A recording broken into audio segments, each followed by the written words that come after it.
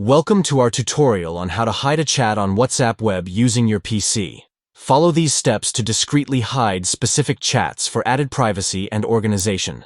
To begin, open web.whatsapp.com on your PC. Access WhatsApp web through your web browser to manage your chats and easily hide conversations as needed. Hover over the chat that you want to hide. By hovering over the chat, you can access additional options for managing that specific conversation. Click on the ellipsis symbol, V, located next to the chat. This will open a drop-down menu with various actions you can take for that particular chat. Select the Archive Chat option from the drop-down menu.